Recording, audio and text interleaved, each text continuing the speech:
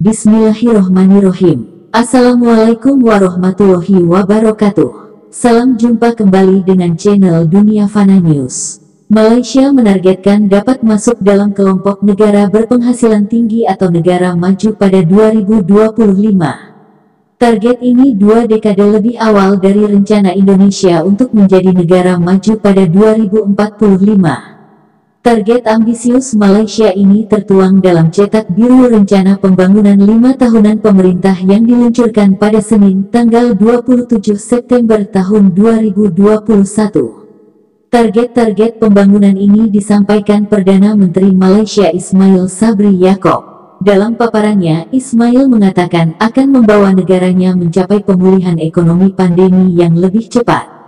Target pertumbuhan ekonomi rata-rata hingga tahun 2025 di kisaran 4,5%-5,5% seperti dilansir katadata.co.id.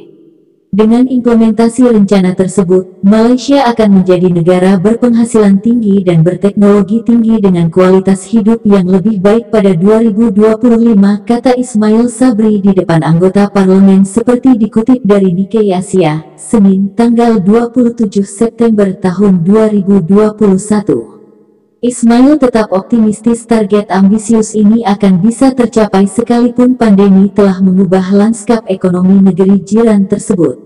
Pemerintah Malaysia akan menggelontorkan anggaran pembangunan senilai 400 miliar ringgit atau lebih dari 1.360 triliun rupiah hingga tahun 2025.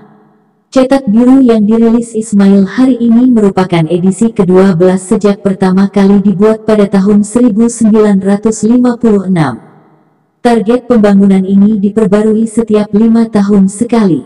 Target Ismail untuk membawa Malaysia menjadi negara berpenghasilan tinggi tahun 2025 lebih cepat 5 tahun dari target sebelumnya yang dibuat Perdana Menteri Malaysia Mahathir Mohamad. Dalam Cetak Biru yang diusulkan Mahathir pada tahun 2016 sampai tahun 2020, pemerintah menghabiskan 248,5 miliar ringgit untuk anggaran pembangunan. Meski demikian, pendapatan per kapita Malaysia stagnan ada tahun lalu di posisi $10.100 per kapita, sekitar 20% lebih rendah dari ambang batas untuk naik dari status negara berpenghasilan menengah ke berpenghasilan tinggi. Bank Dunia mendefinisikan negara berpenghasilan rendah memiliki produk domestik bruto (PDB) per kapita di bawah $1.046. Negara berpenghasilan menengah ke bawah memiliki PDB per kapita antara $1.046 dan $4.095. Lalu ekonomi berpenghasilan menengah atas memiliki PDB per kapita antara $4.096 dan $12.695. Sedangkan negara dengan ekonomi berpenghasilan tinggi memiliki PDB per kapita sebesar $12.696 atau lebih. Untuk menjadikan Malaysia sebagai negara maju, Ismail berjanji akan memperbaiki iklim investasi negaranya agar lebih menarik bagi investasi bernilai tinggi. Di bidang teknologi, salah satu prioritas investasi Malaysia yakni untuk meningkatkan infrastruktur komunikasi seluler 4G sambil mempersiapkan jaringan 5G pada akhir tahun ini. Malaysia menargetkan anggaran 28 miliar ringgit Malaysia untuk rencana tersebut.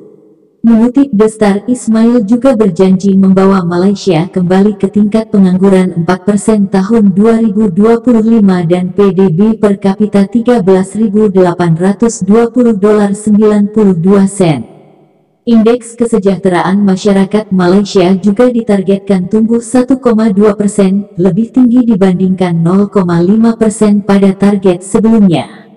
Sektor jasa diharapkan dapat tumbuh rata-rata 5,2%, manufaktur 5,7%, pertanian 3,8%, konstruksi 4,2% dan pertambangan 2,6%. Untuk itu, Ismail menargetkan investasi sektor swasta dapat tumbuh 2,8% per tahun dan investasi publik tumbuh 2,6%. Investasi ini akan fokus pada infrastruktur, transportasi, dan utilitas termasuk industri minyak dan gas. Di sisi lain, Ismail menghadapi risiko keterbatasan pembiayaan pemerintah akibat membengkaknya kebutuhan untuk penanganan pandemi COVID-19. Kabinet belum lama ini juga mengajukan untuk menaikkan pagu utang pemerintah dari saat ini 60% terhadap PDB menjadi 65%. Ruang untuk melaksanakan proyek pembangunan sangat terbatas hingga tahun depan karena kebutuhan finansial terbesar adalah untuk melindungi kehidupan pada 2020 dan 2021, ujarnya. Namun, dia menekankan, keuangan pemerintah diperkirakan akan membaik mulai 2023.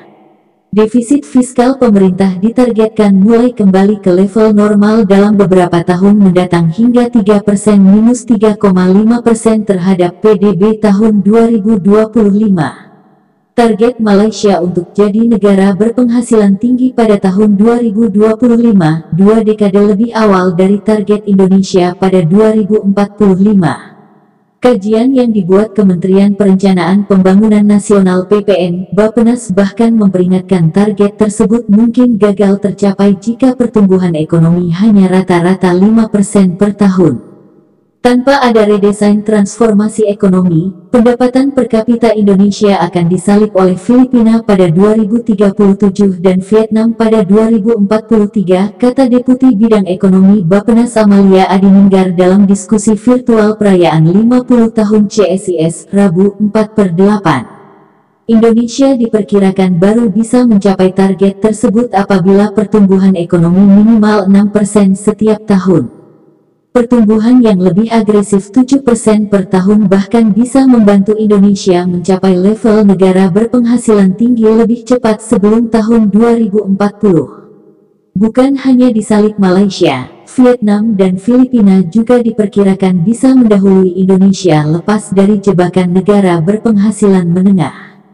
Filipina dengan pertumbuhan ekonomi rata-rata dalam 5 tahun terakhir 6,6%, jika konsisten ini bisa mengantarkannya menjadi negara berpenghasilan tinggi pada tahun 2037. Sedangkan Vietnam diperkirakan bisa mencapai level tersebut pada tahun 2043 dengan asumsi rata-rata pertumbuhan tahunannya saat ini 6,9%.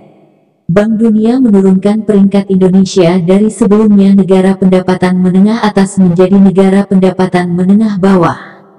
Hal ini karena adanya perubahan pada ketentuan ambang batas minimum yang ditentukan Bank Dunia.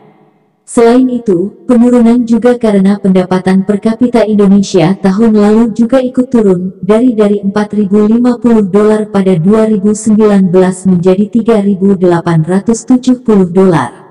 Demikian info dari channel Dunia Fana News. Terima kasih atas perhatian Anda. Wassalamualaikum warahmatullahi wabarakatuh.